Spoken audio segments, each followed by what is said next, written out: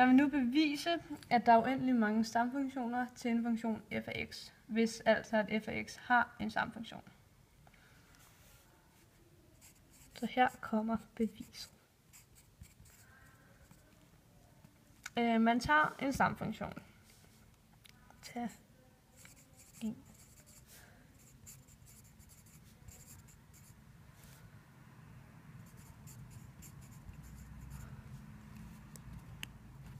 F af x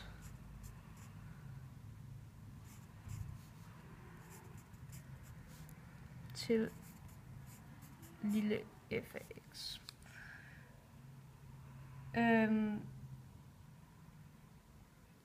Store f af x plus k er også en stamfunktion til lille f af x, og det er en påstand, som vi nu skal bevise. Så vi skriver lige, at store f af x plus k er også en stamfunktion til lille f af x. Og det er sandt, fordi at hvis man differentierer store f af x plus k, det gør vi lige. Det her, det er stamfunktionen.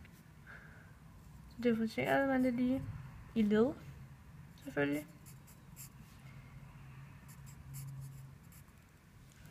Så stort F mærke af x plus k mærke, det er lige med. Det er lige med. Vi ved, at stort F mærke af x, det skal være lige med lille f af x.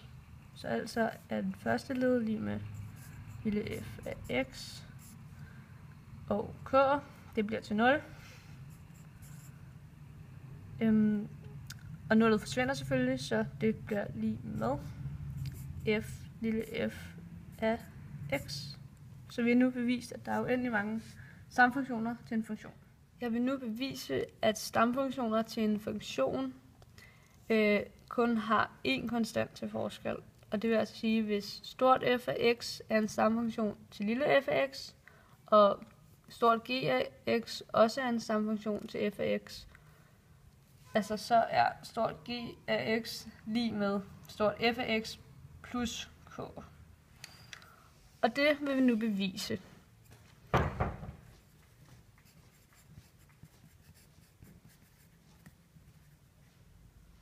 Så vi stiller denne her sætning op på en lidt anden måde. Så vi skriver g af x minus stort f af x er lige med k. Det vil altså sige, at forskellen mellem g af x og stort f af x, den er en konstant. Altså det, som vi har skrevet op i den her sætning. Så det vi gør, det er, at vi prøver at differentiere den her sætning.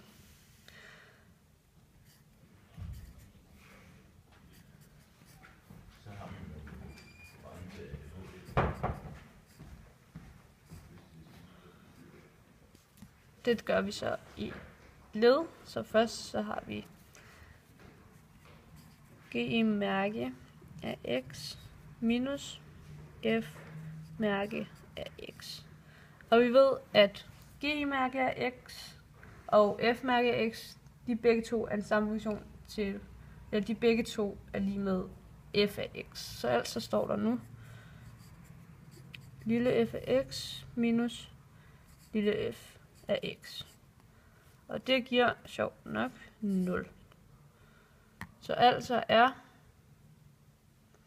altså når man differentierer noget, og det bliver 0, så er forskellen altid en konstant.